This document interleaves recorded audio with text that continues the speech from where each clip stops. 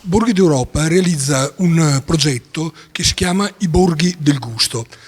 Esattamente è la ricerca degli inediti del buon e bello vivere in territori minimi, poco conosciuti, ai quali viene offerta una ribalta informativa, cioè il famoso progetto che diciamo noi per informare chi informa. Bene, abbiamo incontrato Taglio Fresco a Rossano Veneto, che è una famiglia prima di tutto. Andrea e Marco, i due titolari, che hanno cercato di caratterizzare contro le grandi dimensioni dei supermercati e della distribuzione organizzata la loro presenza per la qualità delle proposte che si collegano ad aziende del territorio. Parto da Andrea, tu preferisci Marco che parli di Andrea? Ok, ci racconti un po' di Taglio Fresco. Allora, Taglio Fresco è sul mercato dal 1990, è un piccolo supermercato, un piccolo negozio di quartiere specializzato sulla frutta e verdura, sul fresco, frutta e verdura, salumi e formaggi, macelleria, vino sfuso, e tutto questo negli anni ci ha sempre premiato. Poi siamo andati alla ricerca di sempre di più di prodotti diversi, a chilometro zero, prodotti tipo l'olio Gnesotto, tipo asparagi in vasetto di un'azienda agricola che è il caffè Oseladore, tutti prodotti del territorio dove la gente può trovare un prodotto diverso da quello che trova sulla grossa distribuzione, e questo nel tempo ci ha premiato perché il cliente apprezza, perché il cliente trova qualcosa di insolito di quello che trova in giro sulla GDO. Soppresse enormi.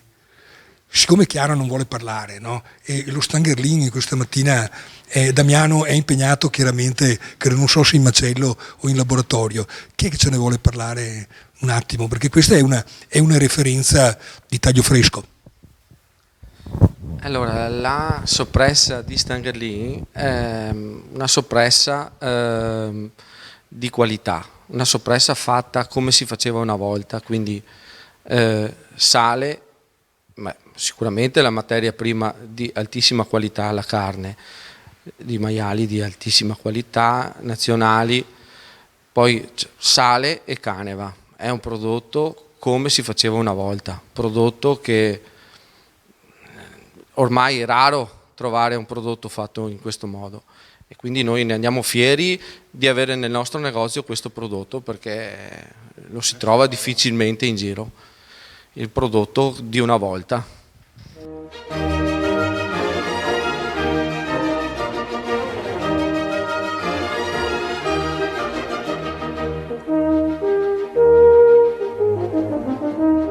L'olio Gnesotto. L'olificio Gnesotto è un'azienda che nasce nel 26, è opera di mio nonno. Allora c'era qualche realtà di qualche olivo sulle nostre rive della nostra zona di Pove, noi siamo vicini a Pove del Grappa, e è una realtà, un'azienda con zona familiare che ha cercato di crescere in questi anni e naturalmente di puntare nella qualità più assoluta, con un prodotto che si è ben anche radicato nel nostro territorio e che è stato sempre un po' in crescita sia dal punto di vista qualitativo che anche con la gamma di prodotti che adesso stiamo cercando di offrire, anche in base un po' alle necessità e ai gusti delle persone. Abbiamo cercato di creare una filiera sia dall'acquisto dell'oliva rigorosamente italiana. Abbiamo sviluppato nel nostro impianto di trasformazione, che abbiamo rinnovato recentemente mettendo comunque un impianto di nuova generazione all'avanguardia, per poter offrire un prodotto di qualità, quindi da un frutto di qualità arrivare a un prodotto finito di qualità. Ecco, siamo un'azienda, ripeto, con un'azione familiare, quindi cerchiamo di essere anche competitivi e cerchiamo sempre di crescere, ecco, più che possiamo, insomma, ecco. Spiegaci tre oli velocemente. Semplicemente abbiamo il nostro olio più prodotto, più venduto, che è il nostro olio classico, quello col tappo oro. È un prodotto lavorato assolutamente a freddo con olive italiane, non filtrato, quindi si presenta grezzo. È un olio che possiamo classificarlo come un fruttato leggero, un olio molto consumato da tutti, e assolutamente un olio di bassa acidità, lavorando un frutto assolutamente sano nell'arco sempre delle 24 ore.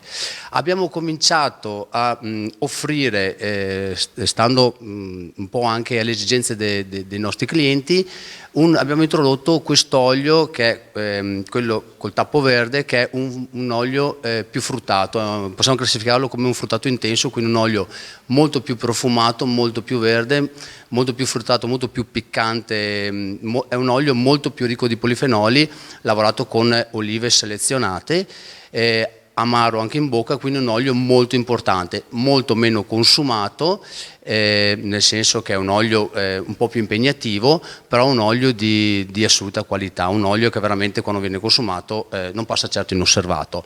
Quest'anno invece abbiamo, dopo aver inserito la nostra azienda fra le aziende di lavorazione biologica, abbiamo cominciato a produrre anche noi un olio biologico, che è quello col tappo nero, un olio assolutamente, naturalmente come tutti i nostri prodotti, italiani, classificato come un fruttato medio, quindi un olio, anche questo un olio abbastanza per tutti i gusti, e comunque un olio di assoluta qualità. Abbiamo deciso di fare questa scelta del biologico perché è un mercato sicuramente in crescita, sicuramente un prodotto sempre più ricercato, e abbiamo fatto questa sfida e vedremo nei prossimi anni, ecco, i risultati di questo nuovo prodotto, di cui comunque andiamo molto fieri.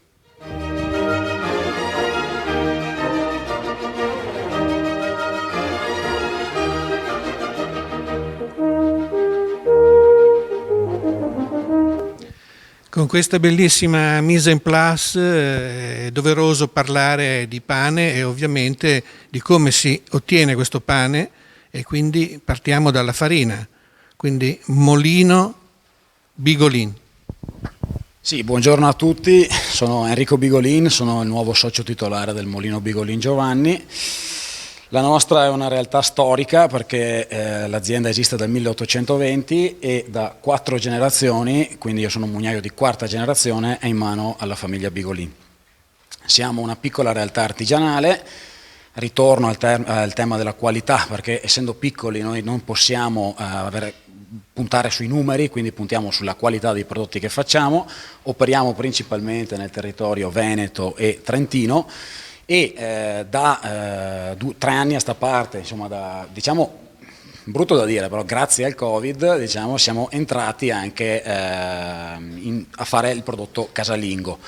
Sono quei sacchettini che vedete lì davanti, che molto artigianali perché viene fatto tutto a mano, a parte il riempimento automatico per motivi di igienico-sanitari, diciamo, il resto la chiusura è manuale, mettiamo dentro come prodotto la farina che noi diamo ai professionisti, quindi uno si ritrova una casalinga, una massaia, si ritrova una farina di qualità da adoperare per le proprie preparazioni, e pur essendo una piccola realtà locale riusciamo a coprire tutte tutte le esigenze, diciamo, che un cliente può avere.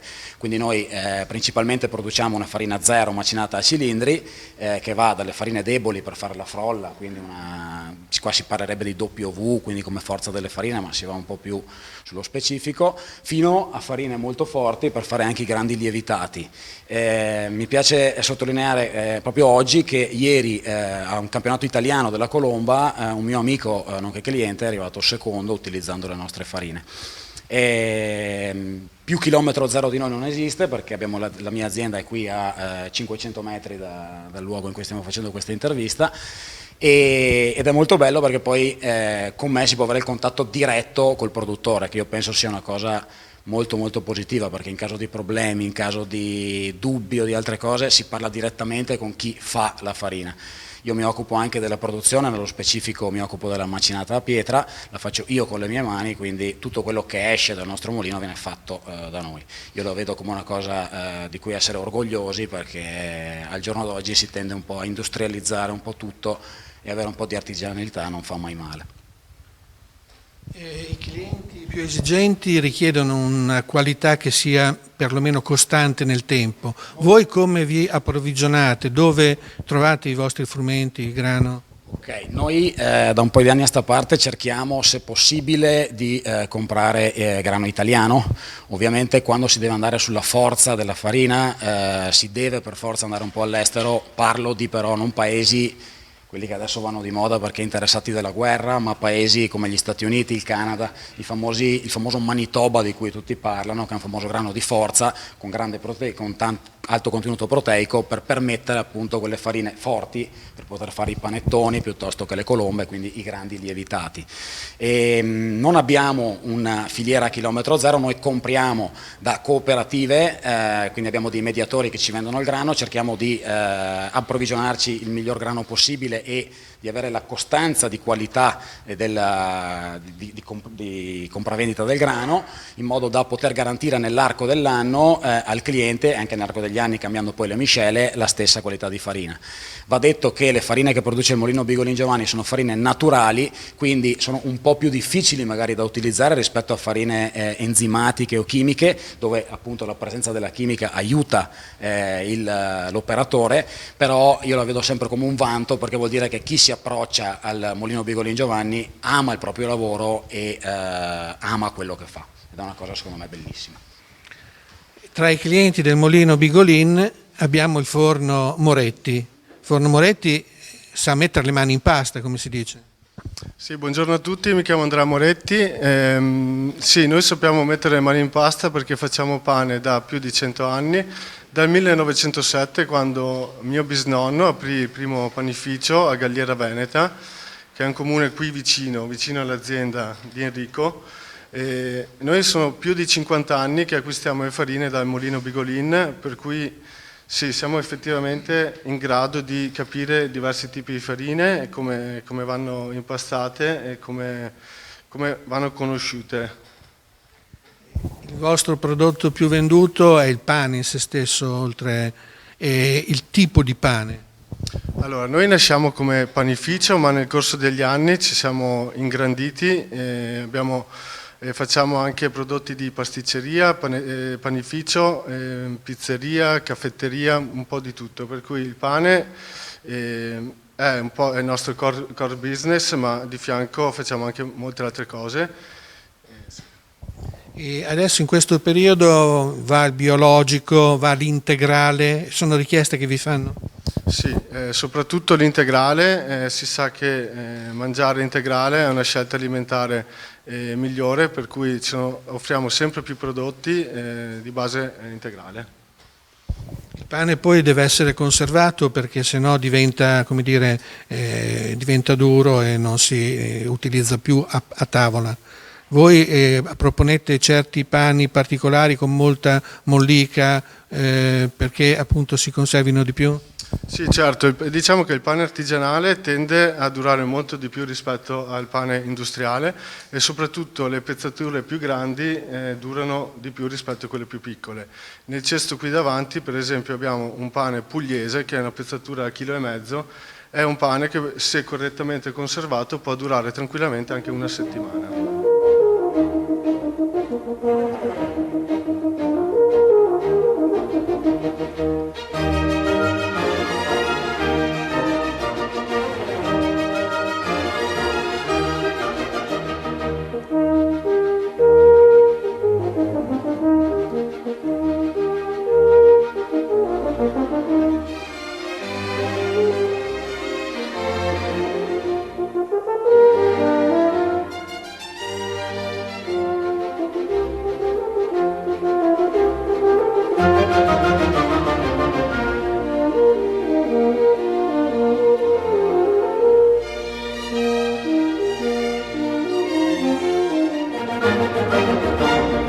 Thank you.